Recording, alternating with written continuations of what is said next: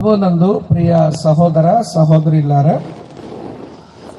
మనందరి చేతిలో ఉన్న 66 పుస్తకాల ఈ బైబిల్ గ్రంథం, ఈ గ్రంథములో ఉన్న ప్రతి అక్షరం, ప్రతి పదం, ప్రతి వచనం, ప్రతి అధ్యాయం, ప్రతి పుస్తకం ఇది దైవావేశం వల్ల రాయబడింది అని పౌలు చెప్పాడు.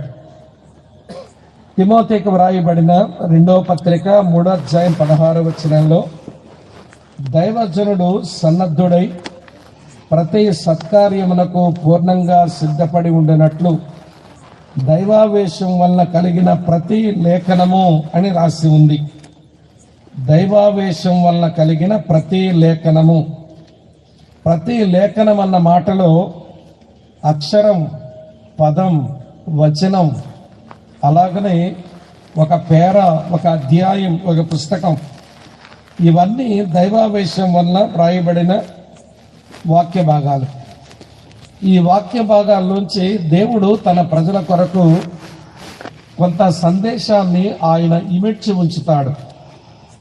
కొన్నిసార్లు బైబిల్ చదివేటువంటి మనందరి లాంటి విశ్వాసులు వంశావళి చదవాల్సి వచ్చింది అనుకోండి, ఎంత బోర్ ఫీల్ అవుతారో.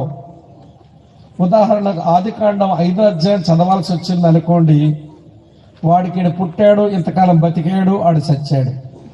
వాడికి పుట్టాడు, ఇంతకాలం బతికాడు, వాడు చచ్చాడు. వాడికి పుట్టాడు, ఇంతకాలం బ్రతికాడు, వాడు చచ్చాడు.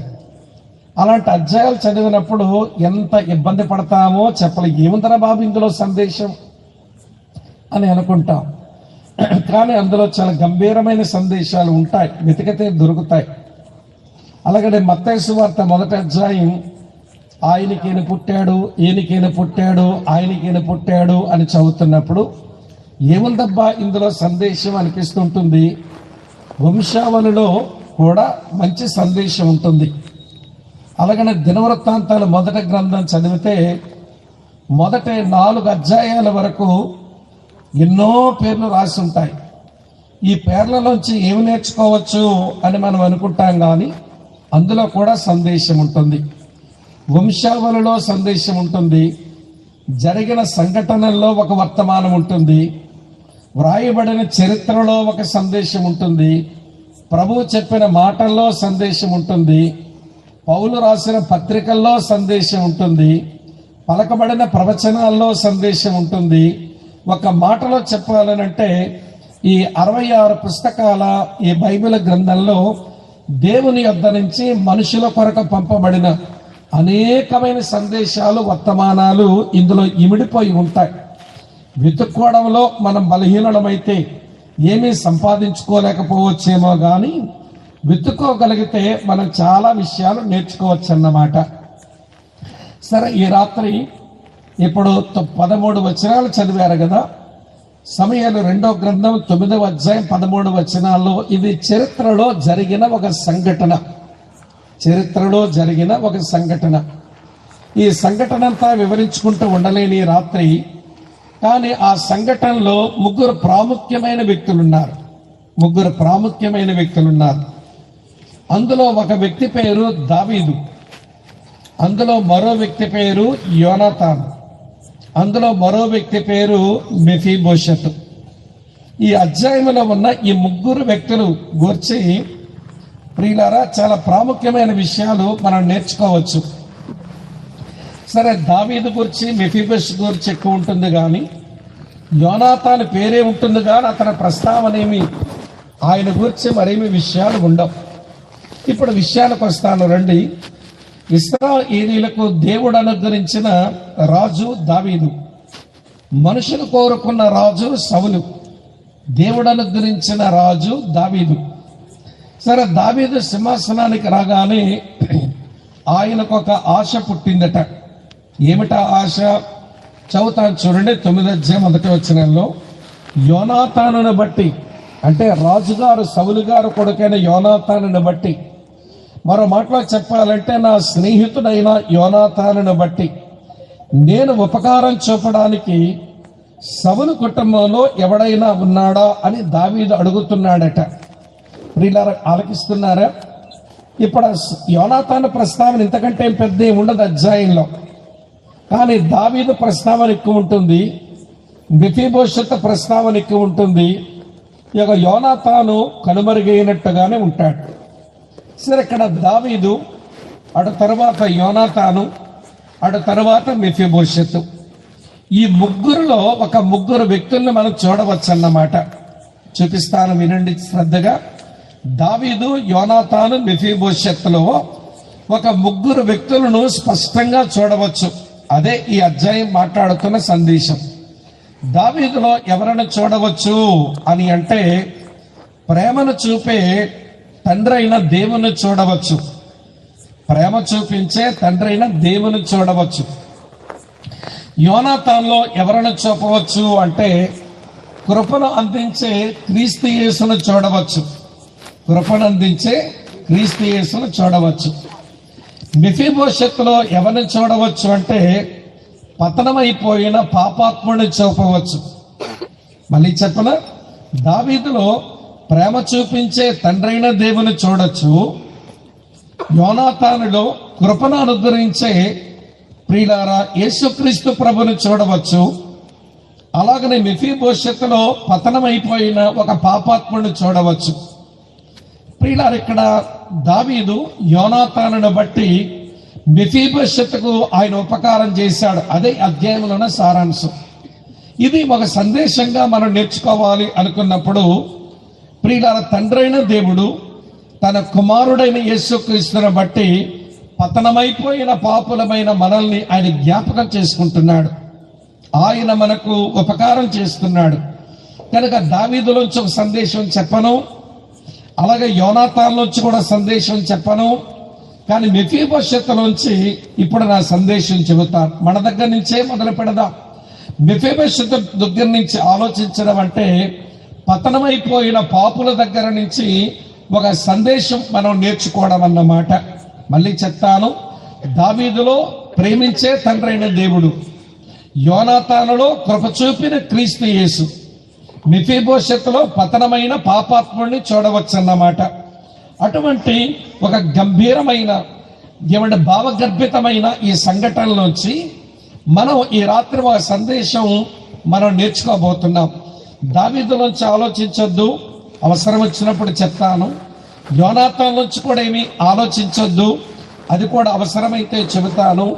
మెఫీబోషెత్ నుంచి ఆలోచిస్తాము, అదే పతనమైన పాపుల దగ్గర నుంచి మనం ఆలోచిస్తాం. సరే, మెఫీబోషెత్తుకు పతనమైపోయిన పాపులకు ఏమీ వ్యత్యాసం లేదు. నేను డీటెయిల్గా మీతో చెప్తాను, సావధానంగా మీరు వినాలి అని నేను మీకు మనవి చేస్తున్నాను. మొట్టమొదటి మాట, మెఫీబోషెత్తు ప్రియులారా ఏ పరిస్థితిలో ఉన్నాడు అన్నది ఒక ప్రశ్న. The condition of Mephibosheth. ఇవ్వండి, మెఫీబోషెత్తు ఏ పరిస్థితిలో ఉన్నాడు అనేది ఒక ప్రాముఖ్యమైన విషయం, లేదా మెఫీబోషెత్ ఏ స్థితిలో ఉన్నాడు అనేది ప్రాముఖ్యమైన మాట. చూడండి ఏమి రాస్తుందో చదువుతాను. 2 సమూయేలు 9:3 రాజు, యెహోవా నాకు దయచూపినట్లుగా నేను ఉపకారం చేయుటకు సౌలు కుటుంబములో, అంటే నా శత్రువు కుటుంబంలో ఎవడైనా శేషించి ఉన్నాడా అని అతను అడుగుగా, సీబా, యోనాతానుకు కుంటికాలు కలిగిన కుమారుడొకడున్నాడు, కుంటికాలు కలిగిన కుమారుడొకడున్నాడు అని రాజుతో మనం. మెఫీబోషెత్ యొక్క స్థితి ఏమిటి అంటే కుంటికాలు వాడు, అది ప్రాముఖ్యమైన మాట. మెఫీబోషెత్ ఏ స్థితిలో ఉన్నాడు అంటే కుంటికాలు వాడు, అది అతని స్థితి. అయితే పతనమైపోయినటువంటి పాపులను అదే స్థితిలో మనం చూడవచ్చు అన్నమాట. సరే, మొట్టమొదట మెఫీబోషెత్ గురించి చూద్దాము. సరే, అతను కుంటికాలు కలిగినోడు కదా. సరే, ఎప్పుడు కుంటికాలు కలిగినోడయ్యాడు, ఎలాగ కుంటికాలు కలిగినోడయ్యాడు? పుట్టుకతోనే కుంటికాలోడా? కాదు కాదు కాదు, అతని పుట్టుకతో కుంటికాలోడు కాదు. ఆయన మరొకల వలన అతని కుంటికాలు వాడు అవ్వలసి వచ్చింది. చదువుతున్నాం చూడండి. సమూయేలు 2వ గ్రంథం 4వ అధ్యాయం 4వ వచనం ఇలా ఉంది. సౌలు కుమారుడు యోనాతానుకు కుంటివాడుకు కుమారుడు ఒకడు ఉండెను. యెజ్రెయేలు నుంచి సౌలును గురించి యోనాతానును గురించి వర్తమానం వచ్చినప్పుడు వాడు 5 ఏండ్ల వాడు. వాని దాది వారిని ఎత్తుకొని పరుగు పరుగున పారిపోగా వాడు పడి కుంటివాడు ఆయను, వాని పేరు మెఫీబోషెతు అని రాసి ఉంది. ప్రియులారా, ఈ మెఫీబోషెతు తాత సౌలు చచ్చిపోయినాడని కబురు వచ్చింది. తర్వాత మెఫీబోషెతు యొక్క నాయన యోనాతాను చచ్చిపోయినాడని కబురు వచ్చింది. కనుక కబురు రాగానే ఇప్పుడు అంతఃపురములో ఉండేటువంటి వారంతా కూడా మనం ఏదో ప్రమాదంలో పడబోతున్నామని చెప్పి ఈ యోనాతానికి పుట్టిన ఈ కొడుకైన ఈ మెఫీబోషెతును దాని పని మనిషి ఎత్తుకొని వెళతా ఆమె కింద పడేస్తే వాడు కింద పడిపోయాడంట. వాడు కాలు కుంటి కాళ్ళు అయిపోయినాయి. అప్పటికి వాడి వయసు 5 సంవత్సరాలు. ఇక్కడ మనం నేర్చుకోవలసిన పాయింట్ ఏంటనంటే, వీడు తనకు తానుగా కుంటివాడు కాలేదు. అమ్మ ఆలకిస్తున్నారా? వీడు పుట్టుక నుంచే కుంటోడు గానే గాడు. ఒకరు పడేస్తే అతడు కుంటివాడు కావలసి వచ్చింది అనేది ఒక మాట. ఒకరి వలన కుంటివాడయ్యాడు మొదటి మాట. రెండోది ఆమె పడేస్తే కుంటివాడయ్యాడు, ఇదే రెండో మాట. మూడో మాట ఏంటో చెప్పనా? వాడు చిన్న ప్రాయంలోనే వాడు కుంటివాడైనాడు, మూడవ మాట. అర్థమవుతుంది చెప్పే మాట. ఎట్లయినాడు కుంటివాడు అంటే, పుట్టుకతో వాడు కుంటివాడు కాదు, తనకు తానుగా కుంటివాడు కాలేదు. ఎవరో పడేస్తే కుంటివాడైనాడు. అవండి, ఎవరి వల్ల కుంటివాడయ్యాడు, అది కాస్త పడేస్తే కుంటివాడయ్యాడు, చిన్న ప్రాయములోనే కుంటివాడయ్యాడు అనేది ఎంత నిజమో ఇప్పుడు చెబుతాను, వినండి సావధానంగా. ప్రియులారా, పతనమైపోయినటువంటి పాపి అంటే నువ్వు నేనే, మనమంతా కూడా మెఫీబోషెతు లాంటి వాళ్ళమే. అయితే మనమే పాపులమైతేమా, మరి ఎవరి వలనైనా పాపులమైతేమా అంటే, రోమీలకు రాసిన పత్రిక 7వ అధ్యాయం 14వ వచనం ఇలా రాసి ఉంది. మనం పాపులం అవ్వలేదు. ఏమయ్యామో చెప్తాను, వినండి ప్రియులారా. రోమీలకు రాసిన పత్రిక 7వ అధ్యాయం చదువుతున్నాను చూడండి ప్రియులారా. 14వ వచనం ఇలా రాసి ఉంది. రోమా 7:14, ధర్మశాస్త్రం ఆత్మ సంబంధమైనదని ఎరుగుదము, అది పక్కన ఉంచండి. అయితే నేను పాపమున కమ్మబడి ఆత్మ శరీర సంబంధనై ఉన్నాను అన్నాడు. నేను పాపానికి అమ్ముడైపోయాను. ఎవడమ్మేశాడు? నేను పాపమున కమ్మబడిపోయాను. నన్ను ఎవరమ్మేశారు అంటే, ఏదేను తోటలో మొదటి మానవుడైన ఆదాము, మొదటి స్త్రీ అయిన అవ్వ, వారిద్దరూ సాతాను మాట విని దేవుని మాట మీద అవిశ్వాసం తెచ్చుకొని దేవునికి వారిద్దరు అవిధేయత చూపించి, ప్రియులారా, ఆ రోజున వారు ఎవడ పండు తిని వారిలో ఉన్న మానవ జాతినంతా పాపానికి అమ్మేశారు.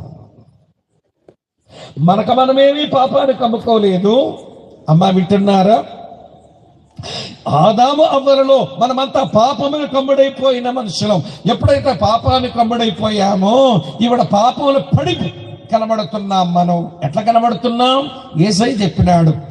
యోహాను సువార్త 8వ అధ్యాయం 34వ వచనం ప్రకారం, పాపము చేయు ప్రతి వాడును పాపమునకు ఎవడంటే వాడు దాసుడు అన్నాడు. ఆదాము అవ్వలలో పాపానికి అమ్ముడైపోయిన మనం తరువాత పాప పనులు చేస్తూ పాపంలో పడిపోయిన మనుషులం అయిపోయినాం. చివరికి నా ప్రియమైన సోదరి శ్రీతులారా, ఎప్పటి నుంచి మనం పాపులమంటాం? ఈ పిల్లగాడు 5 సంవత్సరాల వయసులోనే కుంటోడయ్యాడు. కానీ ఈరోజు ఇక్కడ కూర్చున్న మనమంతా ఎప్పటి నుంచి పాపులం? పాప స్వభావంలో పుట్టిన మనం, తరువాత పాప పనులు చేసిన మనం ఎప్పటి నుంచి పాపులం? దావీదు తన అనుభవాన్ని ఇట్లా చెప్పాడు. మీ కొరకే చదువుతాను చూడండి. కీర్తన గ్రంథం నుంచి 51వ కీర్తన ఇలా రాసి ఉంది. 5వ వచనం, నేను పాపములో పుట్టిన వాడను, పాపములోనే నా తల్లి నన్ను గర్భమున ధరించెను. ఇది స్వాభావిక పాపం, ఇది స్వభావంలో పాపం. పాప పనులు చేస్తే వచ్చిన పాపం కాదు. ఇది ఆదాము అవ్వల దగ్గర నుంచి మన లోపలికి వచ్చిన స్వాభావిక పాపం. కాబట్టి ప్రియులారా, ఆ రోజున మెఫీబోషెతు ఒక స్థితి ఎలాగైతే ఉందో కండిషన్, ఈ రోజున పాపములో పతనమైన మనందరి స్థితి అంతే. ఎవరో పడేస్తే కుంటోడయ్యాడు. తర్వాత చిన్న ప్రాయములోనే కుంటోడయ్యాడు. అదెంత నిజమో ఇక్కడ కూర్చున్న మనమంతా కూడా ఆదాము అవ్వలలో మన అమ్మబడిపోతే పాపులమైతిమి, తల్లి గర్భమనిచ్చే పాప స్వభావంలో పుట్టాము, తర్వాత పాప పనులు చేసి చివరికి పాపానికి మనం బానిసలమై బ్రతుకుతున్నాము. ఇది మన స్థితి. మెఫీబోషెతులో మన కండిషన్ అలా కనబడుతుంది. మెఫీబోషెత్ కండిషన్ ఏంటో మన కండిషన్ కూడా అంతే. పోలికలు చాలా జాగ్రత్తగా అర్థం చేసుకోండి. రెండవ సంగతి చెప్తాను వినండి. రెండవ సంగతి ఏంటంటే మెఫీబోషెత్ ఆ ఏ పొజిషన్ లో ఉన్నాడు? ద పొజిషన్ ఆఫ్ మెఫీబోషెత్ వినండి ప్రస్థానంలో ఉన్నాడు. స్థితి చూస్తే కుంటివాడు, చిన్నప్పటి నుంచే కుంటాడు, ఎవరో పడేస్తే కుంటాడు. అది అతని యొక్క స్థితి. మరి ఏ స్థానంలో ఉన్నాడు? చదువుతున్నాను చూడండి 4వ వచనంలో. సమూయేలు 2వ గ్రంథం 11వ అధ్యాయం 4వ వచనం ఇలా ఉంది. అతడు ఎక్కడున్నాడు అని దావీదు రాజు అడిగితే సేబ అంటున్నాడు, చిత్తగించము, అతడు లొదెబారులో అమ్మీయేలు కుమారుడగు మాకీరు ఇంట ఉన్నాడు అని రాజుతో చెప్పాడంట. ఎక్కడున్నాడు? మాకీరు ఇంట్లో ఉన్నాడు. మాకీరు ఏ ఊర్లో ఉన్నాడు? లొదెబారులో ఉన్నాడు. ఇప్పుడు మెఫీబోషెత్ స్థానం ఏంటి అంటే లొదెబారులో మాకీరు ఇంట ఉన్నాడు. లొదెబారు అంటే అర్థం ఏంటో తెలుసండి? కరువు స్థలము అని అర్థం. Place of drought. ఏమంటే అది భయంకరమైన కరువున్న స్థలం. అది లోకముతో పోల్చబడింది. సరే, ఇంతకీ మరి మాకీర్ అంటే అర్థం ఏంటి అంటే మాకీర్ అనగా అమ్ముడు పోయినోడు అని అర్థం. ఎన్స్లేవ్డ్, వీడొక బానిస అని అర్థం. వాడింట్లో ఉన్నాడంట. వాస్తవానికి మెఫీబోషెత్ ఎక్కడ ఉండవలసిన వాడు? అరే, వాళ్ళ తాత రాజు కదా, వాళ్ళ నాయన వాళ్ళ తాత తర్వాత రాజు కావలసినోడు కదా. ఇప్పుడు మెఫీబోషెత్ ఉంటే ఎక్కడుండాలి అని అంటే ఉండవలసింది రాజు యొక్క అంతఃపురములో ఉండాలి. కానీ ఇప్పుడు ఎక్కడున్నాడు? లొదెబారులో మాకీరు వాడి ఇంట్లో ఉన్నాడు. వింటున్నారా ఈ మాట? అంతఃపురములో ఉన్నవాడు ఈ రోజున ప్రియులు లొదెబారులో మాకీరు అనేటువంటి వాడు ఇంటున్నాడు. ఈ separated from the palace of the king. రాజుకు అంతఃపురం నుంచి వేరైపోయినాడు. ఇదొక మాట అయితే అంతఃపురంలో ఎన్ని సంపదలున్నాయో చెప్పలేము. సౌలు యొక్క అంతఃపురములో సౌలు యొక్క కుమారుడైన యోనాతానుకు పుట్టిన ఈ మెఫీబోషెత్ ఎన్ని సంపదలు కలిగిన వాడు. ఏమైపోయినాడు రా వీడు అంటే ఆ సంపదల నుంచి వేరైపోయాడు. ఈ separated from the wealth of the king. రాజు యొక్క సంపదల నుంచి దూరం అయిపోయినాడు. అయ్యయ్యో, రాజు అంతఃపురం నుంచి దూరం అయినాడు. ఆలకిస్తున్నారా? రాజు సంపదల నుంచి దూరం అయిపోయినాడు. ఆలకిస్తున్నారా? మరో మాట చెప్తాను. అంతఃపురములు ఉంటే రాజకుమారుల సావాసం ఉంటుంది. ఆ సావాసం నుంచి దూరం అయిపోయినాడు. ఈ separated from the fellowship of children of the king. రాజకుమారుల సవాసం నుంచి వేరైపోయాడు. అయ్యో, ఏమొచ్చిందిరా నీ స్థానం? మెఫీబోషెత్, ఏంటి నీకు పట్టిన దుర్గతి? నువ్వు అంతఃపురం నుంచి వేరైపోతివి. రాజు అంతఃపురములో నీవు ఇప్పుడు లేవు. రాజు సంపదలు నీకు ఇప్పుడు లేవు. రాజకుమారుల సావాసము నీకు ఇప్పుడు లేదు. వీటన్నిటిలోంచి వేరైపోయావు. ఆ రోజున మెఫీబోషెత్ ఎంతో, ఈ రోజున పతనమైపోయిన పాపుల గతి కూడా అంతే. ఈ రోజున పతనమైపోయిన పాపుల గతి కూడా అంతే. ఎక్కడికి చేరాము? ఏది మన స్థానం అంటే మన ప్రభు అయిన మన దేవుడైన ఆ చక్రవర్తి అయిన ఆయన అంతఃపురములో మనము లేము. ఆయన ఇంటిలో నుంచి వేరైపోయి ఉన్నాం. ప్రియులారా, వింటున్నారా? ఎఫెసీ పత్రిక 2వ అధ్యాయం 12-13 వచనాల్లో అంటాడు కదా పౌలు, మీరు ఏమైపోయారో తెలుసా? దేవుడు లేనివారు గనక, దేవునింటిలో లేనివారు గనక మీరేమైపోయారో తెలుసా? చూడండి ఆయన ఏమన్నాడు.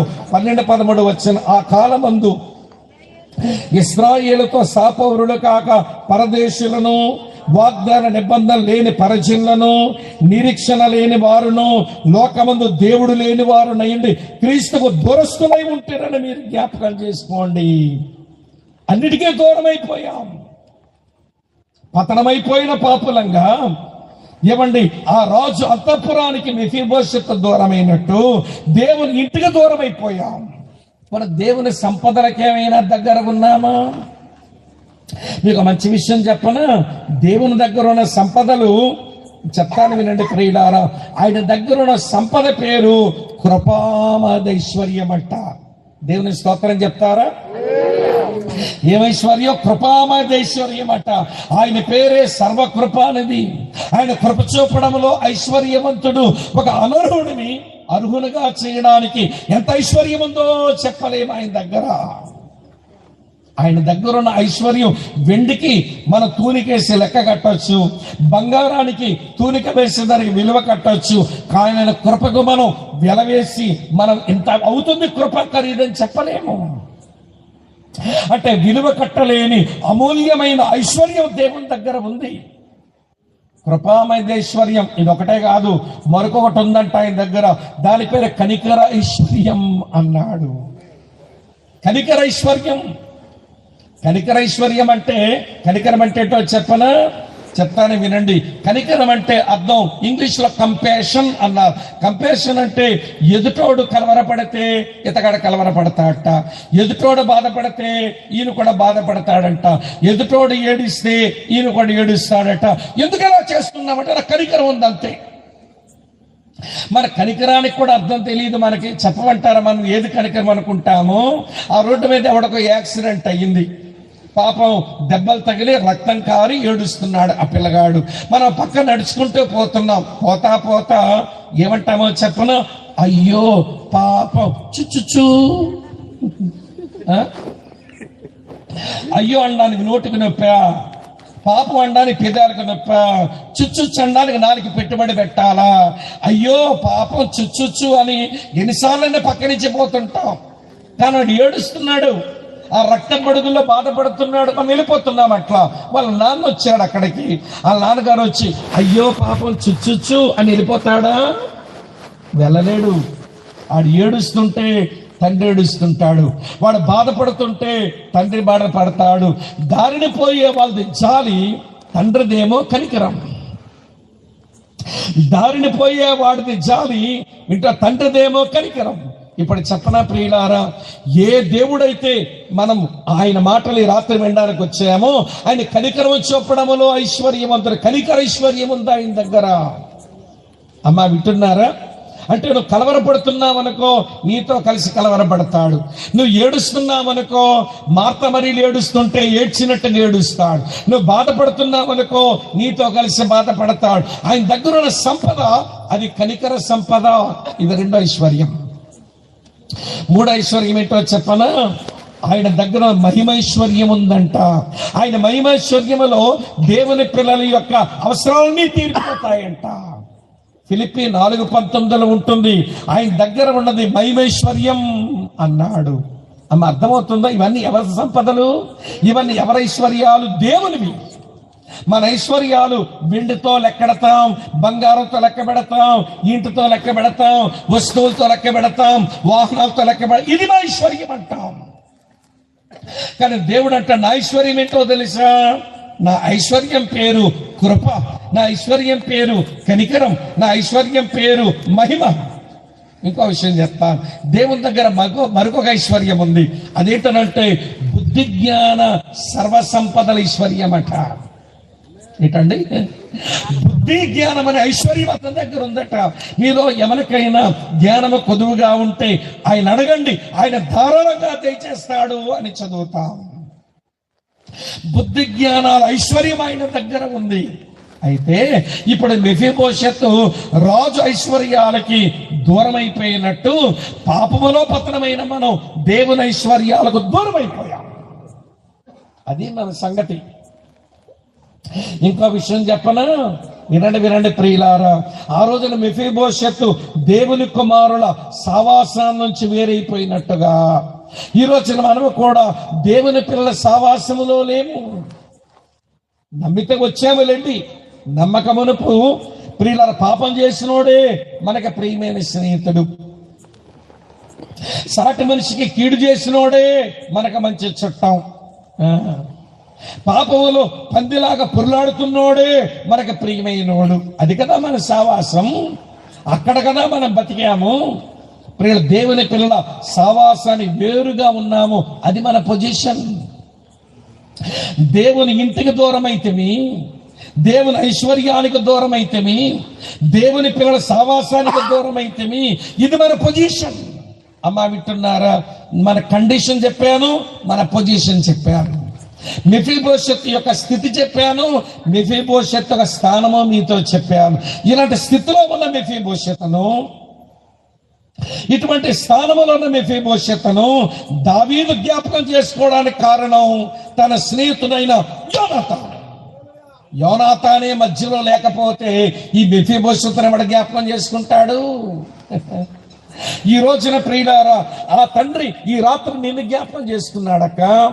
ఆ తండ్రి ఈ రాత్రి నన్ను జ్ఞాపకం చేసుకున్నాడని ఎట్లా చెప్పాలంటే, ఇక్కడ పెట్టి ఇక్కడ నేను కూర్చోబెట్టి ఆయన మాటలు పాటల్లోనూ ఆయన మాటలు వాక్యంలోంచి నీ చెవిలో పడేస్తున్నాడే, అదే ఆయన జ్ఞాపకం చేసుకోవడం.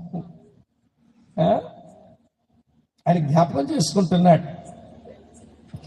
దావీదు యోనాతాన్ని పెట్టి మెఫీబోషెత్తుకు ఉపకారం చేద్దామనుకున్నట్టు, ఆ దేవుడు యేసుక్రీస్తుని బట్టి పాపినైనా నాకు ఉపకారం చేద్దామనుకుంటున్నాడు. నా స్థితి మంచి స్థితి కాదు.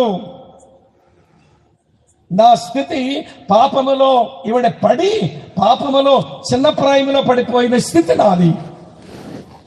నా పొజిషన్ దేవునికి దూరమైన, దేవుని ఐశ్వర్యాలకు దూరమైన, దేవుని పిల్లల సావాసానికి దూరమైన స్థానము నాది. అది నా పొజిషన్. అయితే ప్రియులారా, ఇప్పుడు దావీదు మూడో పని చేయించాడు మెఫీబోషెతుకు. ఈ రెండు మెఫీబోషెతువే. ఇప్పుడు మూడవది దావీదు చేయిస్తున్న పని. అది ఏంటి అనంటే ఈ డెలివరెన్స్. అతని విడుదల కలిగిస్తున్నాడు. చదువుతున్నాను చూడండి, ఇలా రాసి ఉంది 5వ వచనంలో. సమూయేలు 2వ గ్రంథం 9వ అధ్యాయం 5వ వచనం. అప్పుడు రాజైన దావీదు మనుషులను పంపి లొదెబారులో నున్న అమ్మీయేలు కుమారుడగు మాకీరు ఇంట నుంచి అతన్ని రప్పించాడు, విడుదల కలిగించాడు. ఇక్కడ మంచి విషయం చెప్తాను, సావధానంగా వినండి. ఇది ఎలాంటి విడుదల, ఎలాంటి డెలివరెన్స్ అంటే అన్కండిషనల్ డెలివరెన్స్.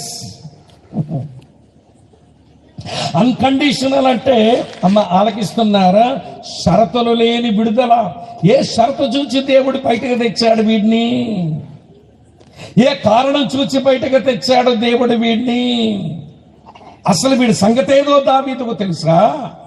ఏ కారణం చూసి బయటకు తెచ్చాడండి వీడిని అంటే ఏ కారణము లేదు.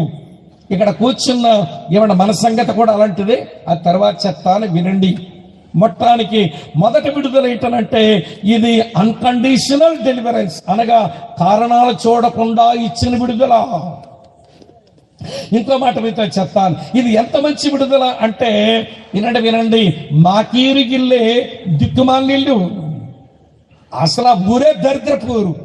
లొదెబార్ అంటేనే కరువన్న ఊరు, మాకీర్ అంటేనే ఈడు బానిస బతుకుతున్నాడు. అలాంటి ఇంట్లో బతుకుతున్న ఆయన్ని ఆలకిస్తున్నారా మీరంతా? అక్కడిని తెచ్చాడు. ఇప్పుడు ఎక్కడికి వచ్చినాడంటే దావీదు యొక్క అంతఃపురములోనికి వచ్చేసాడు. దావీదు యొక్క ప్యాలెస్ లోనికి వచ్చేసాడు. ఇంకో విషయం మీతో చెప్పనా, వాడు రాలేదండి. కొంతమంది సేవకులను పంపించి రప్పించినాడు. ఇది సేవకుల వల్ల వచ్చిన విడుదల, ఇది కారణం లేకుండా ఇచ్చిన విడుదల. ఇది వినండి ప్రియులారా, ఇది తన స్థానాన్ని మార్చిన విడుదల. వింటున్నారా ప్రియులారా? ఇది సేవకుల ద్వారా వచ్చిన విడుదల. అది మెఫీబోషెతుకు వచ్చింది, మనకు కూడా అంతే.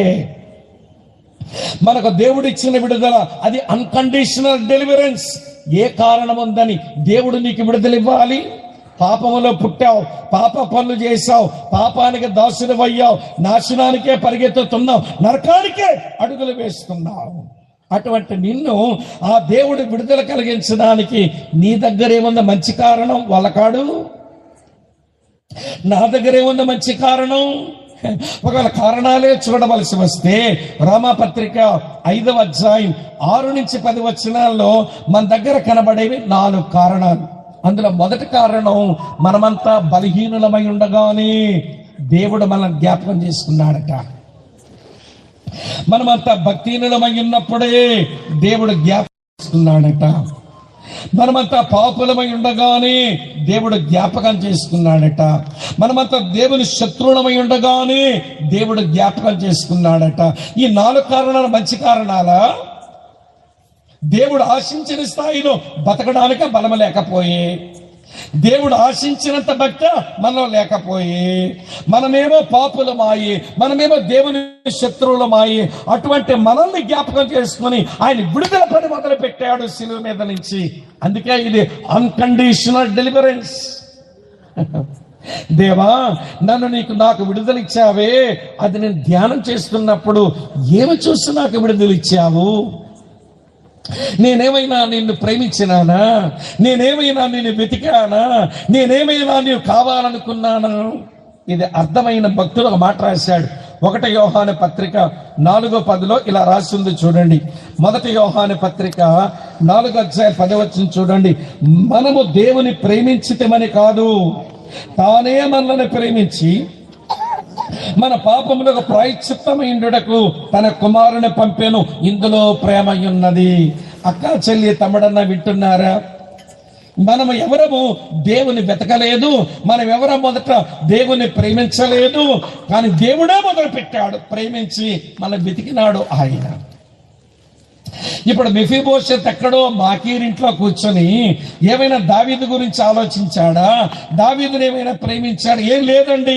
దావీదే ప్రేమించాడు, దావీదే వెతికించాడు, దావీదే విడుదల కలిగించాడు. అక్కడ ఎంత నిజమో మనందరి బ్రతుకులో అంతే నిజం. రెండవది, విడుదల కలిగించిన దేవుడు మన స్థానమే మార్చేశాడు.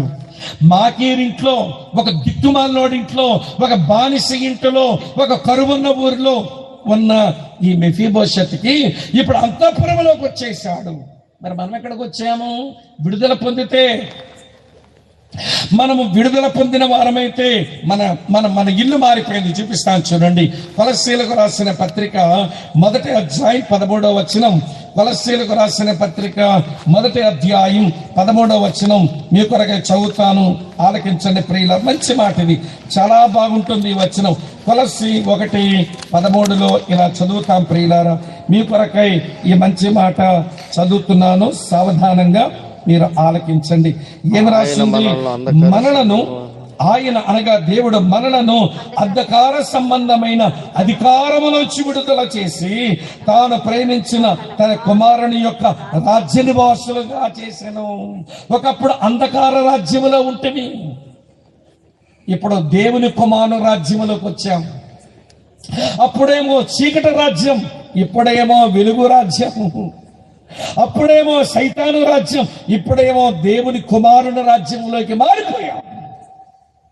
మాకీరింట్లో ఉన్నోడు అంతఃపురంలోకి వచ్చినట్టుగా ఈ రోజున పెరిగిన చీకటి రాజ్యములో, సైతాను రాజ్యములో బ్రతుకుతున్న నీవు ఆయన విడుదలిచ్చిన కారణం చేత ఆయన కుమారుని రాజ్య వారసులం అయిపోయినాం. చేతులెత్తి గట్టిగా దేవుని స్తోత్రం చెబుదాం. హల్లెలూయా. అదండి విషయం. సరే, ఇప్పుడు మెఫీబోషెత్ రావడానికి, ఈ విడుదల పొందడానికి ఎంతో మంది మనుషులను పంపించాడట. అంతమంది తీసుకొచ్చారు ఈ కుంటికాలోడిని. ఎంతమంది పోయి తీసుకొచ్చారు ఈ కుంటికాలోడిని.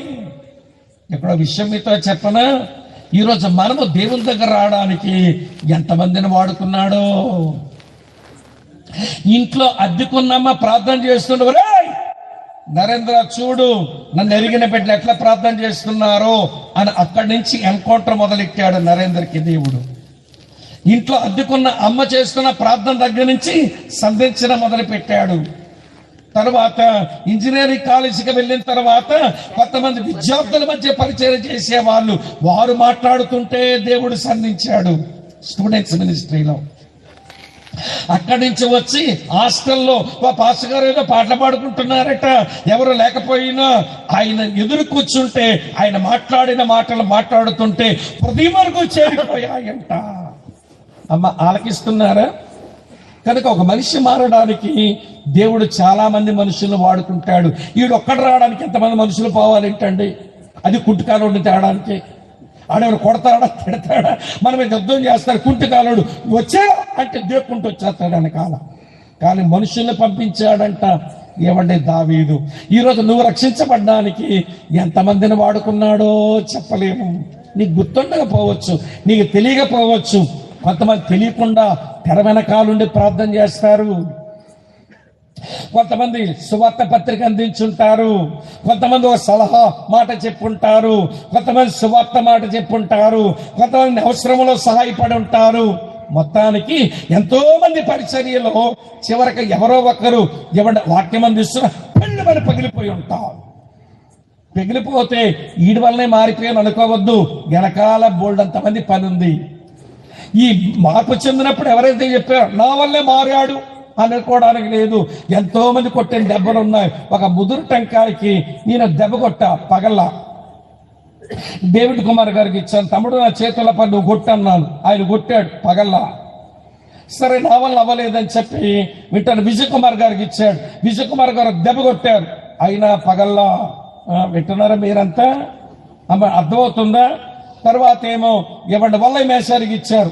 ఆయన పెద్ద ఆయన కానీ ఇట్లా కొట్టగానే పెళ్లి పడి పగిలిపోయాడు. ఇప్పుడు వల్ల మేషం నేను కొట్టాను పగిలిపోయింది అనుకుంటే అవ్వదు కదా. ఆయన కొట్టక ముందు ఎవరు కొట్టారు? విజయ్ కుమార్ గారు కొట్టారు. విజయ్ కుమార్ గారు కొట్టక ముందు ఎవరు కొట్టారు? డేవిడ్ కుమార్ గారు కొట్టారు.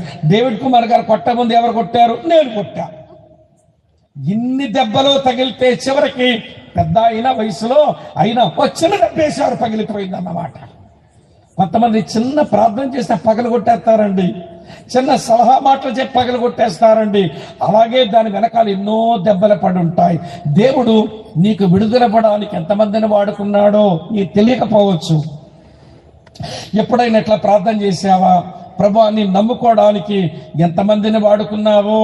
కొంతమంది తెలియకుండానే ప్రార్థన చేస్తుండేవాళ్ళు. కొంతమందికి అప్పుడప్పుడు కలిసి సలహా పరిచర్య అందించారు. అప్పుడప్పుడు నా సువార్త మాటలు చెప్పారు.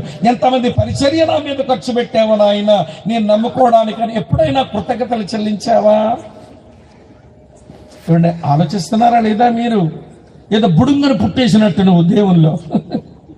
నేను బుడుగును పుట్టేలేదు, మీరు బుడుగును పుట్టేలేదండి. దాని వెనకాల చాలా మంది చేసిన పరిచర్యలు ఉన్నాయి. గట్టిగా చేతుల స్తోత్రం చెబుదాం. చాలా మంది పరిచర్యలు ఉంటాయి. అది ఎవరో మనకి తెలియకపోవచ్చు. ఏమండి, ప్రతి గంగరాజం గారి ఇంట్లో వారానికి ఒకసారి వీరబాబు గారి ఇంట్లో ప్రార్థనలు జరుగుతుంటాయి. అమ్మున్నప్పుడే పెట్టేవాళ్ళు. దేనికమ్మా ఈ ప్రార్థన కూడా కంటే ఇచ్చాపురం ఈ పరిసర ప్రాంతాల్లో నశించిన ఆత్మలు రక్షించబడాలి కదా నాయన, ప్రార్థన చేయడానికి కూడుకుంటాం. 2 వాక్యాలు చెప్పు ప్రార్థన చేస్తామనేది అమ్మ. ఆ రోజుల్లో నేను విషయం ఉందో చెప్పానో తెలుసా అండి? ఒక మనిషి రక్షణ పొందితే మనకేదో అయిపోలేదు, అక్కడి నుంచి ఉంటాయి దాని ఫలం. ప్రార్థన ఫలం ఉంటుంది, ఎవరో సలహా పరిచర్య ఫలం ఉంటుంది, ఎవరో సువార్త చెప్పారు దాని ఫలం ఉంటుంది, చివరిగా నేరుగా ఒకరు ఎన్కౌంటర్ అయ్యారు దాని ఫలం ఉంటుంది. మొత్తానికి పగిలావు. మొత్తానికి విడుదల వచ్చింది. మెఫీబోషెతు విడుదల పొందడానికి ప్రియమైన స్నేహితులారా ఆలకిస్తున్నారా? విడుదల ఎట్లొచ్చింది? అది కారణాలు చూడకుండా విడుదల ఇచ్చినాడు. దావీదే కారణాలు చూడలేదు. అలాగనే అతను విడుదల పొందిన తర్వాత ఒక స్థానం నుంచి ఒక స్థానానికి తీసుకొచ్చి పెట్టేశాడు. తర్వాత అలా రావడానికి చాలా మంది మనుషులను వాడుకున్నాడు. అదెంత నిజమో ఈ రోజు మనందరికీ విడుదల పడడానికి కారణాలు చూడకుండానే విడుదల ఇచ్చినాడు ఆయన. ఆ పని జరగడానికి ప్రియులారా చాలా మంది సేవకులు వాడుకున్నాడు. ఇప్పుడు మన స్థానమే మార్చాడు. మన విడుదల పొందిన వారమైనాము, విమోచించబడిన వారమైనాము. చీకటి రాజ్యం నుంచి వెలుగు రాజ్యంలోకి వచ్చాం. సాతాను సామ్రాజ్యం నుంచి యేసు సామ్రాజ్యంలోకి వచ్చాం. మనం మారిపోయాం. ఇది గ్రహింపలేకపోతే మన ప్రభువుని అర్థవంతంగా ఆరాధించలేం. కనుక విడుదల పొందడం ఇది మెఫీబోషెత్ వంతయింది. విడుదల కలిగించడం ఇది దావీదు వంతయింది. విడుదల పొందడం మన వంతయింది. విడుదల పని చేయడం అది దేవుని వంతయింది. ఇప్పటికీ స్థాయి చెప్పాను, వింటున్నారా లేదా? స్థానము చెప్పాను. మూడోది విడుదల కూడా చెప్పాను. ఏ స్థితిలో ఉన్నాడు మెఫీబోషెతు, ఏ స్థానంలో బతికాడు మెఫీబోషెతు, ఎలాగ విడుదల పొందాడు మెఫీబోషెతు, 3 చెప్పాను. 4వ సంగతి చెప్తాను వినండి. 4వ సంగతి ఏంటనంటే, అమ్మ వింటున్నారా, వినండి. వినయం వచ్చింది మెఫీబోషెతుకు. ఎంత వినయంతో వచ్చాడో చూపిస్తాను చూడండి ప్రియులారా. అదే సమూయేలు 2వ గ్రంథం 9వ అధ్యాయంలో మీ కొరకై చదువుతున్నాను 6వ వచనం. సౌలు కుమారుడైన యోనాతానుకు పుట్టిన మెఫీబోషెతు దావీదు వద్దకు వచ్చి సాగిలపడి నమస్కారం చేయగా దావీదు మెఫీబోషెతు అని అతన్ని పిలిచినప్పుడు అతను చిత్తము నీ దాసుడనైన నేను ఉన్నాను అన్నాడు అని 8వ వచనం చూడండి. అలా నమస్కరించి చచ్చిన కుక్క లాంటి వాడనైనా నా ఎడల దయచూపుటకు నీ దాసుడనగు నేను ఎంతటి వాడను అన్నాడు. అబ్బా, ఏమి అనకమండి, ఏమి వినయమండి. విడుదల కలిగించిన ఆ రాజు ముందు మెఫీబోషెతు కనపరుస్తుంది ఏంటో తెలుసా? వినయముతోనే వచ్చే కేమ్ ఇన్ హ్యూమిలిటీ. ఎంతో వినయముతో వచ్చాడు. ఎలా కనపరిచాడు వినయం అంటే? సాగిలపడి నమస్కారం చేస్తున్నాడు. వినయముతో వచ్చాడు, సాగిలపడి నమస్కరించాడు. 2వ సంగతి, ఒక దోషునిగా ముందుకు వచ్చాడు. Came as a servant. చిత్తగించమని దోషుడును అన్నాడు. తర్వాత ప్రియులారా, తర్వాత అంటాడు నేను అపాత్రుడను అని ఒప్పేసుకుంటున్నాడు. చచ్చిన కుక్కలాంటోడిని, నా పని మనిషి నన్ను కింద పడేస్తే నా కాలు 2 కుంటివైపోయినాయంట. ఇక పెంచేవాడు సాకేవాడు ఎవడు లేకపోతే ఈ అమ్మీయేలు కుమారుడే మాకేరింట్లో పెట్టుకొని ఏదో ముద్ద వేస్తుంటే తింటున్నాను. నాకు ముద్ద పెట్టిన ప్రతిసారి కుట్టుకోలోడికి ఎంతకాలం పోషించను, ఈ కుంటుకాలోడికి ఎంతకాలం సేవ చేయను అని మాకేరు సనుక్కుంటూ ఉంటే నిజంగా నా బతుకు చచ్చిన కుక్క అనిపించింది. కానీ అలాంటి చచ్చిన కుక్క లాంటి నా ఎడల దయ చూపావే, నేను ఎంతటి వాడను అంట. అది హ్యూమిలిటీ. విడుదల పొందిన వాడు వినయముతో రాజు ముందుకు వస్తున్నాడు. వచ్చింది వినయముతో వచ్చాడు, వచ్చింది దాసుడిగా వచ్చాడు, వచ్చింది అపాత్రుడని ఒప్పుకుంటూ వచ్చాడు. ఇప్పుడు అదే విషయం మీ దగ్గరకు వస్తున్నాను. ఈ రోజున ప్రభువు నీకు విడుదల ఇచ్చిన మాట నిజమైతే, నీకు విమోచన ఇచ్చిన మాట నిజమైతే, ఎట్లొస్తున్నావు ఆయన ముందుకు? వినయం ఉంటుందా, అహంకారం ఉంటుందా? వినయం ఉంటుందా, అహంకారం ఉంటుందా? దేవాన్ని ముందుకు రావడానికి పనికొస్తానా? ఏమండి, ఆకాశమని సింహాసనం, ఈ భూమిని పాదపీఠమని యెషయా 66:1 ఉంది కదా నాయన. నేను సమీపింపరాని మహా తేజస్సులో వసించే అమరత్వము గల దేవుడు కదా, నీ ముందుకు రావడానికి పనికొస్తానా ప్రభువా? కానీ నీ ముందుకు రప్పించుకున్నామని వినయముతో సాగిలపడి దండం పెట్టడం వస్తుందా దేవునికి? ఒకవేళ అని నీ పేరు పెట్టి పిలిస్తే చిత్తగించు నీ దాసుడని ఒక సర్వెంట్ లాగా ఆయన ముందుండడం వచ్చిందా? ఈ రోజున క్రైస్తవ్యంలో సర్వెంట్లు లేరు, మేనేజర్లకు పెట్టారు. సాగిలపడి దండం పెట్టడం లేరు. ఏంటి రమ్మన్నా నీ ముందుకి? మెడబిరుసు మనుషులు వింటున్నారా? ఏమనుకుంటున్నావు నా గురించి? అది అహంకారం అండి. అది వద్దండి దేవుని పిల్లలకు. ప్రియులారా, విజయనగరంలో కన్నుంటాడు. ఏమంటే ఆయన నేను చాలా స్థలాలకు మీటింగ్లు వాక్యం చెప్పడానికి పోయేవాళ్ళం. ఆయన ఎక్కడికి వెళ్ళినా వినండి, ఏదో పూట సూట్ కేసు తీసేవాడు, తీసి ఒక గిన్నె తీసేవాడు. ఏంటన్నా ఈ చెప్పను వదలవా, ఈ బొరుసుని వదలవా అంటే, లేదు తమ్ముడిని చచ్చే వరకు ఇది నాతోనే ఉండాలనేవాడు. ఏమిటంటే అతను విజయనగరం జిల్లా ధర్మవరం ప్రాంతంలో పశువులు కాసుకునేవాడు ఆయన. అప్పుడు ఆయన పేరు గంగరాజు. కానీ ఊరు వాళ్ళంతా గంగరాజు అనే పిల్ల దొంగ గంగరాజు అని పిలుస్తారు.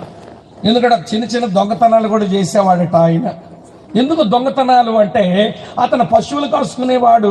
పశువులు కాసుకునే వాళ్ళ యొక్క పశువులు తీసుకెళ్లి రోజంతా పశువులు మేపేసి ఎవరి పశువులు సాయంత్రం వాళ్ళ ఇంటికి ఇచ్చేస్తే ఈంటోలు అన్నం వేస్తారు, ఈంటోలు కూరేస్తారు, ఈంటోలు చారేస్తారు. చాలు ఈ పూటకి. అమ్మ ఆ చెల్లి తను తినేసి ఉదయం అందులో కొంచెం నీళ్ళు వేసేసుకొని ఉదయం చల్లదన్నానికి మళ్ళీ ముగ్గురు తినడానికి ఉంచుకొని మధ్యాహ్న భోజనం కూడా అమ్మ చెల్లి అదే తింటారని ఉంచేసి మళ్ళీ అది పశువులు కాసుకోవడానికి పోయేవాడట. మరి ఖర్చులకు డబ్బులు కావాలి కాబట్టి చిన్న చిన్న దొంగతనాలు చేసేవాడు. అందుకే ఈ పేరేమైపోయింది, దొంగ గంగరాజు అయింది. అయితే ప్రియులారా, Visakhapatnam upper room prayer fellowship వాళ్ళు ఆ ప్రాంతంలో సువార్త చెప్పడానికి తిరిగితే మారు మనసు పొందాడంట. మారు మనసు పొందిన తర్వాత చిన్నగా మందిరానికి రావడం, చిన్నగా సేవ చేయటం మొదలు పెడితే మొత్తానికి అన్న ఒక సేవకుడి దగ్గర సేవ నేర్చుకుంటానంటే ఇక్కడ కొసమాలు పంపించారు ఆయన్ని. చాలా కాలం కొసమాల్లో ఉన్నాడు అతను. ఒక పెద్ద సేవకుడి దగ్గర ఏడు పరిచర్య నేర్చుకుంటూ సేవ చేశాడు. చివరికి దేవుడు అతన్ని సేవకునిగా చేస్తే విడ్డూరం పోస్ట్ గ్రాడ్యుయేషన్ చేసిన ఒక అమ్మ ఈ పశువులు కాసుకునే వాడిని పెళ్లి చేసుకోవడానికి ముందుకు వచ్చింది. మనోడు పట్టచిమ్మిత అక్షరం మొక్క లేదు, కానీ వాళ్ళిద్దరు దాంపత్యం ఎంత బాగుంటుందనంటే భార్యాభర్తలు వాళ్ళు అన్యోన్యంగా కాపురం చేస్తూ 4 పిల్లలకు అన్నారు. అందులో పెద్ద పిల్లలు 2 కలవని పిల్లలు. ఒక అమ్మాయి ఏమో, మీరు వింటున్నారా, అమ్మాయి ఎంఫార్మసీ చేసింది, మరొక పిల్ల ఫిజియోథెరపీ చేసింది. 2 పోస్ట్ గ్రాడ్యుయేషన్ చేశారు. రెండో పిల్ల ఎంటెక్ చదివింది. మా ఇంటి దగ్గర ఉండేది జొన్నవలసలో మా ఇంట్లో ఉండేది విజయనగరం జిల్లాలో. ఆ చిన్నవాడేమో వాడు ఎంబీబీఎస్ చదువుకున్నాడు. ఎవరి పిల్లలరా వీళ్ళు? పేరన్నా చెప్పండి మా తల్లి. ముత్తు గంగరాజు అంటారంటే ఆ దొంగ గంగరాజు పిల్లలు. అమ్మ వింటున్నారా? మొత్తానికి ఒక గంభీరమైన సేవ చేస్తున్నాడు. దేవుడు బలపరిచాడు, అన్నయ్యను వాడుకుంటున్నాడు, అనేక రక్షణ కొరకు వాడబడ్డాడు, ఎన్నో గ్రామాల సువార్త చేశాడు. సంతోషమే. కానీ ప్రతి మీటింగ్ వచ్చినప్పుడు మొత్తం సూట్ కేసు లేపి ఆ గిన్నె తీస్తాడు. ఏంటన్నా నీ సంగతి చెప్పడం మానవంటే, తమ్ముడు ఎక్కడి నుంచి మొదలెట్టాను తమ్ముడు నా అడుక్కునే బతుకు. ఇది లేకపోతే నేను చచ్చే వరకు ఎక్కడైనా అహంకారుడైపోతానేమో. దేవుడు ఎక్కడి నుంచి నన్ను తీసుకుని వచ్చాడో, నా పిల్లలు పెద్ద చదువులు చదువుకోవచ్చు, నేను పెద్ద మందిరం కట్టచ్చు, నేను 4 చక్రాల వాహనాలు నాకు ఇంట్లో 2 ఉండొచ్చు, నేను చాలా బాగుండొచ్చు, కానీ నా ముందు కూర్చున్న వాక్యం వినే వాళ్ళకి తెలియాలి నా బతుకు చెప్పతో మొదలైందని ఈ చెప్పని చూపించి సాక్ష్యం చెప్పుకుంటాడు ఏ మీటింగ్లో అయినా. ఇదంతా మీకు ఎందుకు చెప్పాను అంటే, అక్కా చెల్లి వింటున్నారా? ఇవ్వండి, మెఫీబోషెతు దావీదు ముందుకు వచ్చినప్పుడు సాగిలపడి నమస్కారం చేస్తూ చిత్తగించమని దాసుడిని చెబుతూనే చచ్చిన కుక్కలంటే వాడనైనా నా ఎడల దయచూపుటకు నేను ఏ పాటి వాడనన్నాడే. ఆ వినయం, ఆ తగ్గింపు, ఆ దీన మనస్సు దేవుని పిల్లలమైన మనకు వస్తుందా?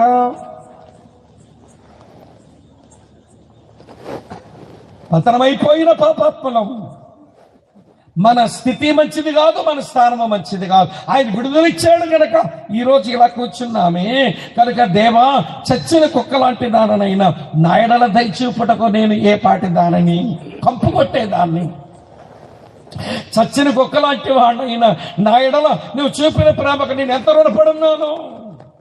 ఈ స్థానిక సంఘానికి చెందిన నేను ఉమ్మక్క ఫోన్ చేసి అంటుంది, బ్రదరు స్వామి గారు, నేను దేవునికి ఎంత రుణస్తురాలను, రుణపడిపోయాను. ఈ రోజున ఎంత భయంకరమైన ఏడుపులో ఉండవలసిందాన్నో. కూతురు జరిగిన యాక్సిడెంట్ లో దేవుడు ఎంత కృప చూపినాడయ్యా, నేను ఎంత రుణపడిపోయి ఎన్నిసార్లు చెప్పిందో తెలియదా ఫోన్లో ఏడుస్తా. అది కృతజ్ఞత గల హృదయాల్లోంచి వచ్చే మాటలు. అన్న, అక్క, చెల్లి, తమ్ముడు వినండి, ఈ హంబుల్నెస్ వస్తుందా, ఈ హ్యూమిలిటీ వస్తుందా, ఈ దీన మనసు, ఈ వినయమే ఉందా? మెఫీబోషెతులో ఉంది.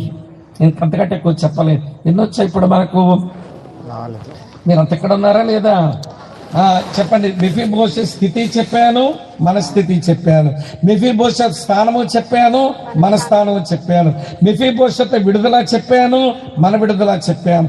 మెఫీబోషెత్ దీన మనసు చెప్పాను, మన దీన మనసు ఎలా ఉండాలో చెప్పాను. ఇప్పుడు 5వ సంగతి చెప్తాను వినండి. ఏం జరిగింది అంటే, మెఫీబోషెతుకు స్వాస్థ్యం వచ్చింది, ఇన్హెరిటెన్స్ వచ్చింది. చదువుతాను చూడండి, 9వ వచనం. అప్పుడు రాజు సౌలు సేవకుడైన సీబాను పిలువనంపించి, సౌలుకు అతని కుటుంబానికి కలిగిన సొత్తంతటిని నీ యజమాను కుమారుని ఇప్పించి ఉన్నాను. ఒరే బాబు, నువ్వు భూమిని సాగుబడి చేసి నీ యజమాను కుమారు భోజన ఆహారం కలిగినట్లు నీవు పంట తేవాలి. ఇగో సౌలు యొక్క ఆస్తులు, యోనాతానుకున్న ఆస్తులు, ఈ మెఫీబోషెతు రావాలి, మొత్తమని ఇచ్చేసుకున్నాను. ఇప్పుడు చెప్పండి, మెఫీబోషెతు ఏమయ్యాడో? చూపించిన మీకు మెఫీబోషెత్ ఏమయ్యాడో. స్వాస్థ్యాన్ని పొందుకున్న మెఫీబోషెత్, ప్రియులారా వినండి, స్వాస్థ్యం పొందుకున్న మెఫీబోషెత్ ఏ స్థాయికి వెళ్ళాడో, పాపములో పతనమైపోయిన మనకు అదే స్థితి దేవుడు ఇస్తున్నాడండి. అది అర్థం కావట్లేదు దేవుని పిల్లలకి. ప్రియులారా, స్వాస్థ్యం పొందుకున్న వాడు ఏ స్థితికి పోయాడో చదువుతున్నాను చూడండి ప్రియులారా. ఇలా రాస్తుంది 11వ వచనం, నా ఏలిన వాడగు రాజు తన దాసునికి ఇచ్చిన ఆజ్ఞ అంతనే చొప్పున వినండి, నీ దాసునైన నేను చేసిన సేవ రాజుతో చెప్పాను. కాగా మెఫీబోషెతు రాజకుమారులలో ఒకడైనట్టుగా రాజు బల్ల యొద్దని భోజనము చేయొచ్చుండెను. ఆ వచనాలు నాకు ఎంత నేర్పించినాయంటే, మొదటి మాట, అతను రాజకుమారుల్లో ఒక రాజకుమారుడైపోయాడు. చప్పట్లు కొట్టి స్తోత్రాలు చెబుదామా? He became a sons of a king. అతను రాజకుమారులు ఒక కుమారుడైపోయాడు. ఇది మొదటి మాట. రెండో సంగతి ఏంటనంటే, మీ తాత మీ నాయనకు ఏదైతే స్వాస్థ్యం రావాలో అవన్నీ నీకు ఇచ్చేస్తున్నానంటే, ఇప్పుడు అతను ఏమైపోయాడో తెలుసా? బోల్డ్ అంత స్వాస్థ్యానికి వారసుడైపోయాడు. ఈ become a hair of inheritance. అతను స్వాస్థ్యానికి వారసుడైపోయాడు. ఇది రెండో మాట. మూడో మాట మీతో చెప్పనా, ఇన్నొచ్చినా గాని ఈయన కష్టపడితే వచ్చినవి కాదు, దావీదు ఇస్తే వచ్చినవి. వింటున్నారా లేదా మీరు? రాజకుమారుల్లో ఒక కుమారుడైపోయినట్టయినాడు. బోల్డ్ అంతా స్వాస్థ్యానికి ఇప్పుడు ఆస్తిపరుడైపోయాడు. ఇవన్నీ ఎట్లొచ్చినాయనంటే దావీదు ఇస్తేనే వచ్చినాయి.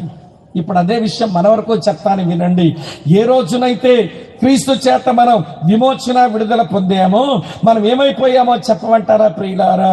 మనం దేవుని కుమారుళ్ళు కుమార్తెల్లో ఒకరమైపోయాం. దేవుడు ఎలాగంటున్నాడు, మీరు వారి మధ్య నుంచి బయలువడలి ప్రత్యేకముగా ఉండండి, నేను మీకు తండ్రినయ్యుందును, మీరు నా కుమారులు కుమార్తెలయ్యుందురు అన్నాడు. 2 కొరింథీ పత్రిక 6వ అధ్యాయం 18 నుంచి 20 వచనాల్లో ఉంటుంది. ఆయన కుమారులు కుమార్తెలం అయిపోయాం. రెండో సంగతి ఏంటో తెలుసా ప్రియులారా? రోమాపత్రిక 8వ అధ్యాయం 17వ వచనం ప్రకారం యేసుక్రీస్తు ఏ స్వాస్థ్యానికైతే వారసుడో మనము ఆ స్వాస్థ్యానికి మనము కూడా ఎవడి హక్కుదారులు వారసులం అయిపోయామట. రోమాపత్రిక 8వ అధ్యాయం 17వ వచనంలో ఇలా రాసి ఉంటుంది. చదువుతా, మనం పిల్లలమైతే వారసులం అనగా దేవుని వారసులం, క్రీస్తుతో కూడా మహిమను పొందుటకు ఆయనతో శ్రమ పడినట్లయితే క్రీస్తుతోడి వారసులం. క్రీస్తుతోడి వారసులం. బోల్డ్ అంతా పరలోక స్వాస్థ్యానికి మన వారసులుగా చేయబడ్డాం. ఇవన్నీ ఎట్లొచ్చినాయి మనకు అంటే, మన కష్టపడితే మన కృషితో రాలేదు. ఇవి ఎట్లొచ్చినాయి? ఒక ఆయన శిలువ మీద దరిద్రుడైతే మనం ఇప్పుడు ధనవంతమయ్యాం. 2 కొరింథీ పత్రిక 8వ అధ్యాయం 9వ వచనంలో ఇవడి దరిద్రులమైన మనలను ధనవంతులుగా చేయడానికి ధనవంతుడైన దేవుడు ఆ శిలువ మీద దరిద్రుడైపోయాడు.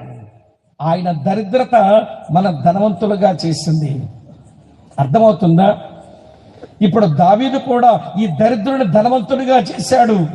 ఆ దరిద్రుడేమి కష్టపడి సంపాదించుకోలేదు, కేవలం యోనాతాన్ని బట్టి వచ్చింది. ఈ రోజున యేసుక్రీస్తుని బట్టి ఇక్కడ కూర్చున్న మనమంతా ఏమైపోయా తెలుసా? క్రీస్తునందు ఐశ్వర్యవంతులమయ్యాం. క్రీస్తునందు ఐశ్వర్యవంతులు అవ్వడం అంటే చెప్పనా మీకు విషయం?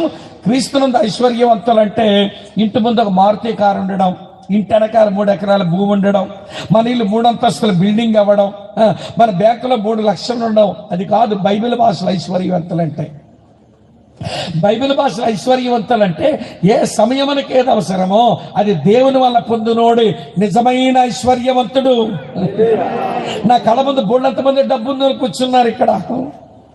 మీ ఇంటి ముందు మారుతి కారు లేకపోవచ్చు, మీ ఇంటి వెనకాల 3 ఎకరాల భూమి లేకపోవచ్చు, మీ బ్యాంకులో 3 లక్షల రూపాయలు ఉండకపోవచ్చు, కానీ ఏ సమయమునకి ఏది అవసరమో అది దేవుని వల్ల పొందుతున్నావే. నీకంటే ధనవంతుడు ఎవడున్నాడు ఈ ప్రపంచంలో? స్తోత్రం చెప్పరే? అర్థమవుతుంది ఆ విషయం.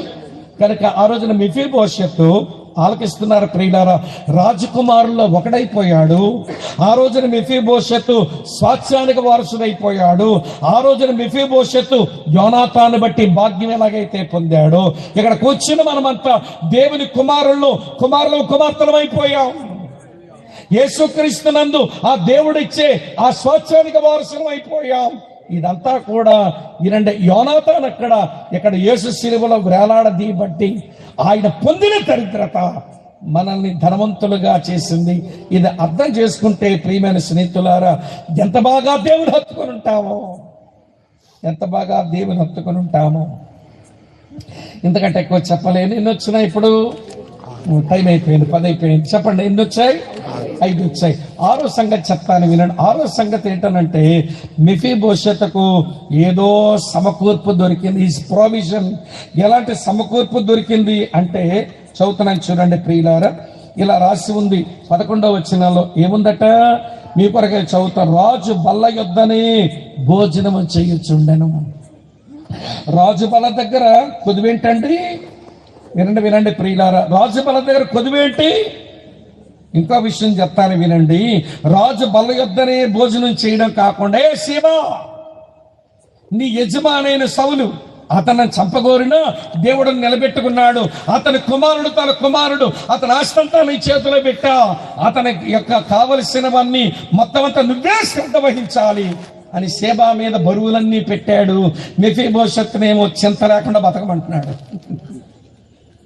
ఏ మెఫీబోషెత్తు, నువ్వేం వర్రీగాకయ్యా, నీ గురించి చింతపడవలసిన వాడు పెట్టా. వాడు చింతపడతాడులే, నీ భూమి వాడు సాగు చేస్తాడులే, నీకు ఏ పూట కావలసిన భోజనం ఆ పూటకు వాడు తెచ్చి అందిస్తాడులే, నువ్వేం వర్రీ కావద్దు. అంత మాత్రమే కాదు, ఏమన్నాడో తెలుసా? ఇంకో విషయం మీతో చెప్తాను. నీ కావలసినవన్నీ ఇక్కడ సప్లై చేయబడతాయి. నీ కావలసినవన్నీ ఇక్కడ నీకు సమకూర్చబడతాయి. ఆనందించు మెఫీబోషెతు. ఇప్పుడు ఆ రోజున మెఫీబోషెతుకి ఎంత మంచి సమకూర్పు ఎలాగైతే వచ్చిందో, ఈరోజు మనకును అదే సమకూర్పు వచ్చింది. ఏమిటా సమకూర్పు అంటే, మన రాజుతో మనం కూర్చుని సావాసం చేసేటువంటి అవకాశం. భోజనం అంటే ఫెలోషిప్ అంతే, భోజనం అంటే సావాసం అండి, అంతే. ఆయనతో సావాసం వచ్చింది. ఇంకో విడ్డూరమైన విషయం చెప్పనా, మన చింత మనం మోస్తున్నాం. కానీ ఎవడు పేతురు చెప్పవరే బాబు, మీ గురించి మీరు చింతించకండి అర్రా, మీ గురించి నేను చింతిస్తున్నాను అన్నాడు దేవుడు. 1 పేతురు పత్రిక 5వ అధ్యాయం 7వ వచనంలో ఆయన మీ గురించి చింత కలిగి ఉన్నాడు, మీరు దేని విషయము చింతించకండి అన్నాడు. ఏ బాబు మెఫీబోషెత్తు, నీకేమి ఇక్కడ కొద్దు ఉండదయ్యా, నీకు సమస్తము సమకూడు ఉంటాయని ఎట్లయితే చెప్పినాడో, ఈ రోజున మనకు కూడా దేవుడు యేసుక్రీస్తునందు ఫిలిప్పీ 4:10 ప్రకారం నీ ప్రతి అవసరమో తీర్చబడిపోతుంది. నమ్ముతున్నాం ఈ వచనాలు? ఇది కేవలం బైబిల్లో ఉండడానికే వచనాలా? ఇది మన జీవితంలోకి రావా? అక్క, చెల్లి, తమ్ముడన్న వినండి, చెబుతాను. అవండి, ఆ తండ్రితో మనకు సావాసం 1 యోహాను పత్రిక 1:3 ఉంటుంది. మనకు ఆ తండ్రితో సావాసం దొరికింది. దానితో పాటు ప్రియమైన స్నేహితులారా, మన గురించి శ్రద్ధ చూపేవాడి చేతిలో మనం పడ్డాము. ఇంకో విషయం చెప్పనా, యేసుక్రీస్తునందు మన ప్రతి అవసరము తీర్చబడుతుంది. ఒక విషయం ఏంటంటే ప్రియమైన స్నేహితులారా, అవసరాలు తీరుస్తాడు, ఆశలు కాదు. మనకు బోల్డని కోరికలు ఉంటాయి, దాన్నే కుంతమ్మ కోరికలు అంటారే. కోరికలు తీర్చడానికి సిలువలో చచ్చిపోలేదు ఆయన, మన అవసరాలను తీర్చడానికి సిలువలో చచ్చిపోయినాడు. నీ అవసరం తీరలేదు అనుకో, దేవా ఇది నాకు అవసరం, నువ్వు ఎందుకు తీర్చలేదు అని దేవుని నిలదీసి మరి అడగొచ్చు. కానీ నా కోరిక నువ్వెందుకు తీర్చమంటే, నీ కోరికలు తీర్చడానికి చావలా, నేను నీ అవసరం తీర్చడానికి చచ్చిపోయాను. ఉదయాన్నే 2 ఇడ్లీ 1 దోశ, ఏమంటే చిన్న ఉప్మా బుద్ధ చాలు టిఫిన్ తినడానికి.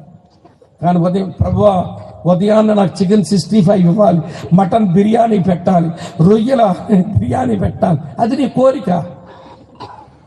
వింటున్నారా లేదా మీరు? కోరికలు తెచ్చడానికి సిలువలో చనిపోలేదు, అవసరాలన్నీ తెచ్చడానికి సిలువలో చచ్చిపోయినాడు ఆయన.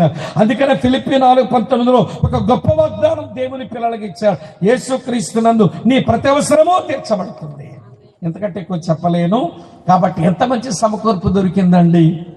ఒకప్పుడ స్థితి బాగలా, ఒకప్పుడేమో స్థానం బాగలా, కానీ దేవుడు విడుదల కలిగించాడు.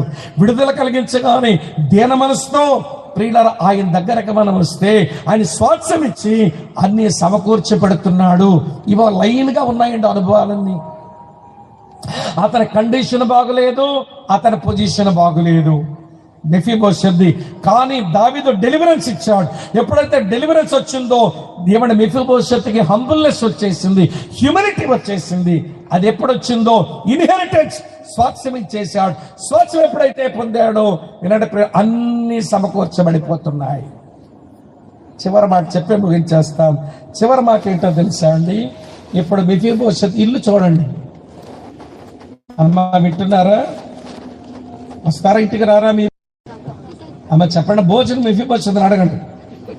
లేకపోతే మన కర్మేలో అడగండి, బాబు ఇంట్లోకి వచ్చే భోజనం ఏదో నేను పెడతాను, ఇప్పుడు మన భోజనం మనందరం తిందాం, ముందు ఇంట్లోకి రండి. సరే, మెఫీబోషెత్ ఏ ఇంట్లో ఉన్నాడట? చదువుతాను 13వ వచనంలో. మెఫీబోషెత్ యెరూషలేములో కాపురం ఉండెను. ఎక్కడండి? ఒరే లొదేబార్లు ఉన్నోడికి యెరూషలేం ఏంట్రా?